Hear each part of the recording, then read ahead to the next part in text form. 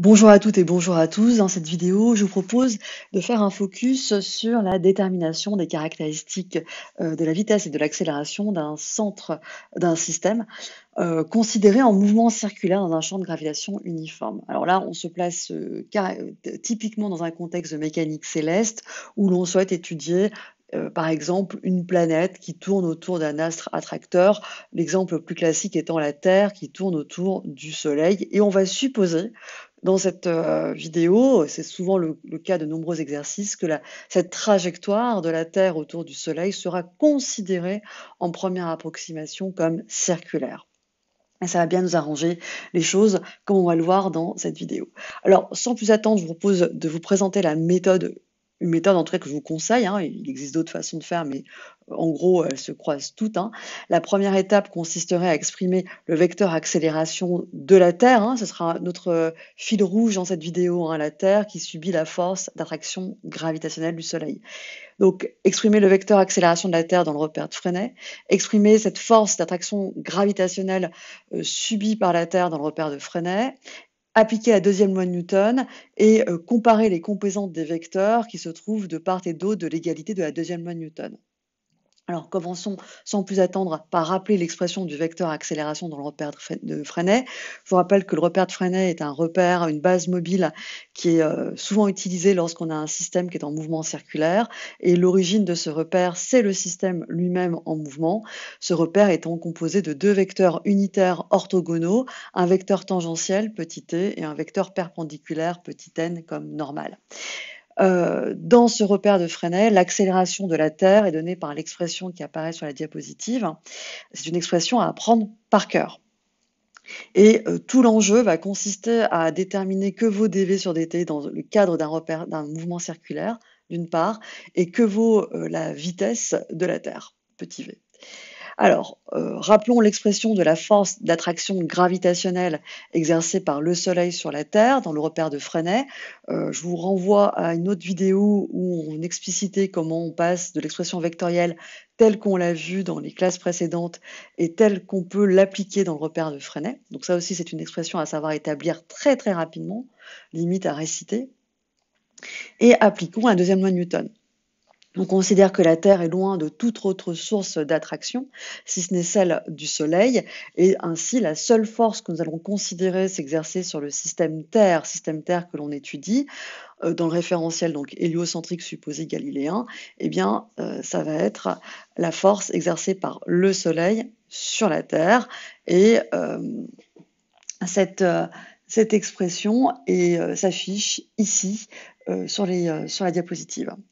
Alors, je rappelle que c'est égal à la masse du système étudié, ici donc la masse de la Terre, fois son accélération, petit a, d'accord, hein. C'est très important d'expliciter à qui correspond cette masse dans le fameux somme des forces égale m fois l'accélération.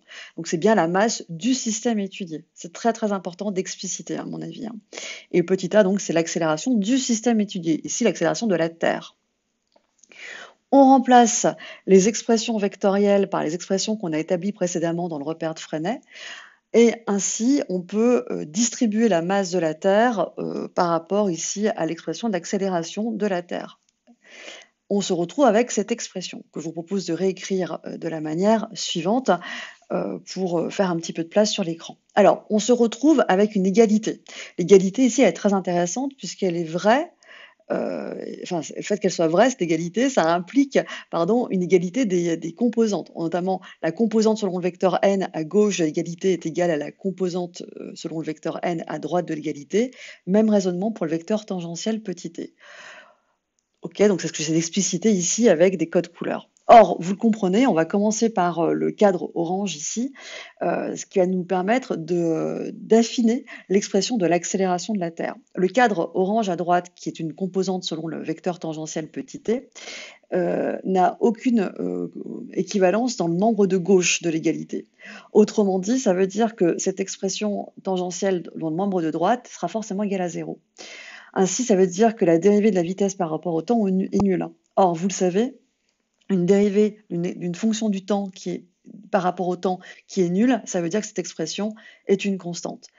Ça veut dire que l'expression de l'accélération, d'une manière générale, dans le repère de Freinet, qui s'écrit comme v carré sur d fois le vecteur unitaire petit n plus dv sur dt plus le vecteur tangentiel, dans le cadre d'un mouvement circulaire, j'insiste bien là-dessus, se réduit à l'accélération est égale à v carré sur d fois petit n. Autrement dit, on a une accélération qui est uniquement selon le vecteur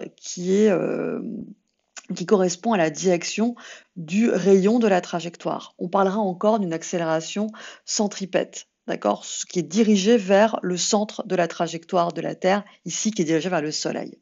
Alors, cette première exploitation de la deuxième loi de Newton nous permet déjà d'aboutir à deux choses. Un, l'expression de l'accélération dans le cadre d'un mouvement circulaire. Cette accélération se réduit seulement au vecteur petit n. Et deuxièmement, on montre que ce mouvement circulaire est uniforme puisque la vitesse est constante. Donc là, c'est un très très grand classique quand on vous dit montrer que dans le cas particulier d'une planète en mouvement circulaire autour d'une étoile, par exemple, montrer que dans ce cas particulier, la vitesse est constante, eh bien, vous reprenez les étapes précédentes et au moment de l'égalité de la deuxième loi de Newton, vous explicitez que le terme tangentiel à droite de l'égalité, le terme selon petit t, le cadre orange, est égal à 0 puisqu'il n'y a pas d'équivalent dans le membre de gauche. Et pour que l'égalité reste vraie, il faut qu'il y ait ces équivalences. Alors maintenant qu'on a fait notre commentaire pour l'expression de l'accélération, je vous propose de revenir sur l'expression de la vitesse. Là, cette fois, que vaut v? Puisque c'est une constante, puisqu'on a un mouvement circulaire uniforme, que vaut cette vitesse? Cette fois, on va égaliser les deux composantes selon le vecteur unitaire petit n. C'est les deux cadres bleus. Autrement dit, on a donc ces expressions-là, on peut simplifier par la masse de la Terre. C'est pour ça que c'est important, précédemment, quand on écrivait la deuxième loi de Newton, d'expliciter, quand on dit somme des forces égale la masse fois l'accélération, c'est important d'expliciter que c'est la masse de la Terre fois l'accélération. Ainsi, on peut dire que v carré, on peut aussi simplifier par la distance, donc v carré égale la constante d'attraction universelle fois la masse de l'astre attracteur sur la distance qui sépare les deux astres. Autrement dit, la vitesse du système étudié, ici la Terre, est égale à la racine carrée de la constante d'attraction gravitationnelle fois la masse de l'astre attracteur. Ça qui est important. La vitesse du système étudié de la Terre ne dépend pas de la masse de la Terre, mais elle dépend de la masse du Soleil ici, de l'astre attracteur. Sur la distance, donc tout ça sur la distance entre les deux astres en interaction. Alors, en résumé, qu'est-ce qu'on sait faire finalement à partir de la consigne de base qui était d'exprimer la vitesse et l'accélération d'un système en mouvement circulaire autour d'un astre attracteur?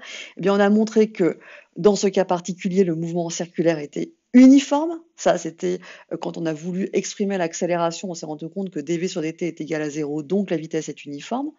On est allé plus loin puisqu'on a pu même donner l'expression de la vitesse de ce système étudié de la Terre et on a montré que cette vitesse ne dépend pas de la masse du système, mais dépend du système étudié, mais dépend de la masse de l'astre attracteur ainsi que de la distance entre les deux astres en interaction.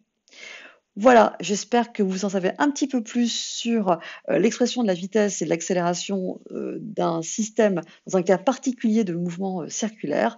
Je vous dis à bientôt.